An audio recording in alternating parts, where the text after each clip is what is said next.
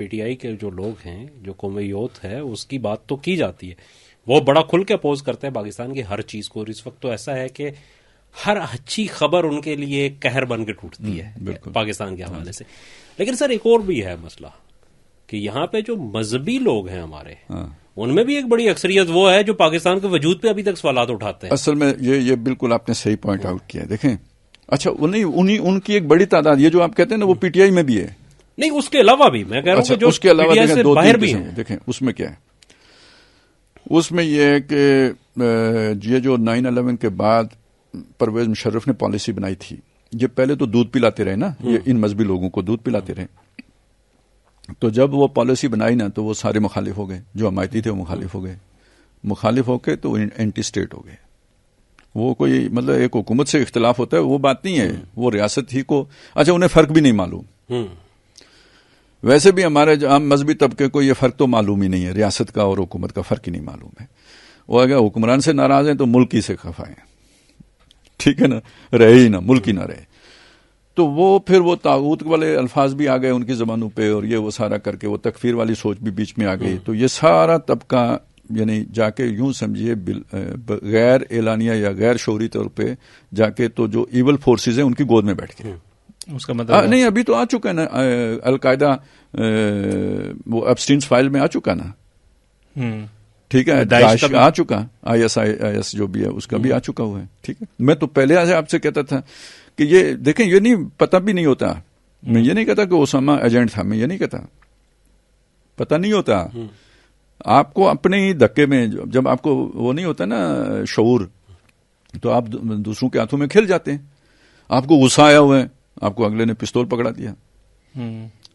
وہ ایک کہیں کا قصہ ہے نا، وہ قتل اسی طرح ہوا تھا کہ وہ بندہ غصے میں تھا، اور جس پر اسے غصہ تھا،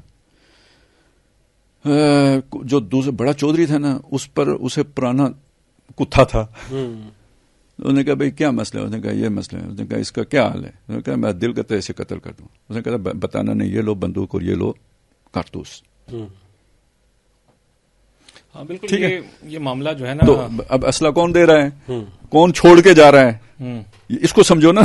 چھوڑ کے کون گیا ہے، پیسے کون بھیج رہا ہے. باقی تو ان کا وہ کہیں گے کہ جی ہمارا اپنا اسلام ہے، ہمیں تھوڑے ہی امریکہ نے یہ اسلام سکھایا ہے. اسلام تو ہمارا اپنا ہے، امریکہ نے صرف ہمارے اسلام کی جولی میں ہتھیار ڈالے. بالکل صحیح، ٹھیک ہے. یہ تو وہ والا ایک تو یہ. اچھا، اسی میں اب اضافہ کر لیں، اور وہ ہیں فرقہ پرست. اور یہ سب کیا شیعہ، کیا سنی، کیا سنیوں کے مختلف جو بھی سیکٹس ہیں، سب کو جو بندہ فرقہ پرست ہے نا، اس کے ویژن کے آگے پردہ ہے، اور بہت آسانی کے ساتھ وہ اس منصوبے میں شامل ہو جاتے ہیں جنہوں نے فرقہ واریت پیدا کیے ہیں ڈیوائڈ اینڈ رول کے تحت. ٹھیک ہے، وہ جو آپ کہہ رہے تھے یہ آپس میں لڑیں، بڑے آرام سے وہ بیٹھ جائے گا. ابھی آپ دیکھو کہ بھائی دلیل کیا ہے، ایرانیوں جو ایرانی ہیں انہوں نے شام میں بہت ظلم کیا ہے، انہوں نے اکیلے کیا ہے. میری بات سنیں، کیا وہ روس ان کے ساتھ نہیں تھا؟ جتنی آپ کو ایرانیوں سے نفرت ہے اتنی روس سے بھی نفرت ہے. سعودی اور کویت اس میں شامل رہے. اچھا، وہ میں بعد میں آتا ہوں. پہلے میں تو صرف یہ ان کے اتحادیوں کی بات کر رہا ہوں. باقی ظلم کس نے نہیں کیا؟ مصر میں اخوان کے ساتھ مطلب شیعوں نے تو ظلم نہیں کیا نا، وہاں تو سارے جو حکمران تھے جنہوں نے ظلم کیا وہ سنی تھے نا، سنی تھے، اور حزب النور ان کی اتحادی تھی. ٹھیک ہے. اچھا، اسی طرح آپ اگر چلے جائیں صدام حسین، کیمیائی ہتھیار جو استعمال کیے مسلمانوں کے اوپر، وہ امریکہ نے تو نہیں کیے، اسرائیل نے تو نہیں کیے. کون کرتا رہا؟ صدام حسین کرتا رہا. وہ شیعہ تھا، اور کرد بھی سنی تھے. کرد بھی سنی تھے. ٹھیک ہے. اور اس سے آگے باقی مطلب کس کس کا ذکر، پیچھے چلے جائیں تو پھر تو خیر کہاں تک جائیں گے، کربلا تک جانا پڑے گا. واقعہ ارہ کس نے کیا؟ چلیں میں کربلا کو چھوڑ دیں، ٹھیک ہے، اسے اس پہ وہ کنٹروورسی ہے نا کہ بغاوت تھی، یہ تھا وہ تھا، چلیں اسے چھوڑ دیں. میں کہتا ہوں ہررا مسلمان مدینہ کی عورتیں 3 دن جو ہے نا وہ اس نے مباح قرار دے دی تھی اپنی فوج کے لیے. یہ سارے سنی تھے. تو پھر کس پر اعتبار؟ اگر آپ نے ماضی گننا ہے تو پھر کس پر اعتبار کریں؟ اور ماضی گنیں گے کبھی اتحاد ہوگا؟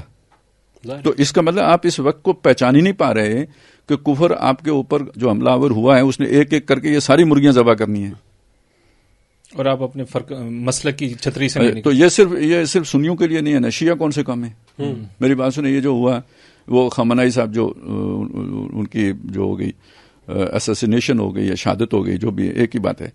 تو اب مجھے یہ بتائیں اس میں پاکستان کا کیا کردار تھا؟ تو کیا کیا یہاں پہ اہل تشیع نے؟ اور چھوڑیں وہ چلے لوگوں کو غصہ آ گیا انہوں نے اسکردو میں یہ کر دیا وہ کر دیا، اس کے بعد ان کے سارے لیڈر ان کے تحفظ کے لیے نہیں کھڑے ہوئے، سب نے ان کی وہ کی. وہ تو میرا خیال ہے ادھر سے شٹ اپ کال آئی ہوگی تو ادھر سے چپ ہو کے بیٹھے. ان کا اپنا سمجھ تو یہی تھی کہ آگ لگا دو، ادھر توڑ پھوڑ کریں. تو یہ سارے مطلب یہ بسم اللہ کے گنبد میں بند والی بات ہے. یہ 2 رکعت کے امام جتنے بھی ہیں نا، یہ اپنے پاؤں پہ کلاڑی مارنے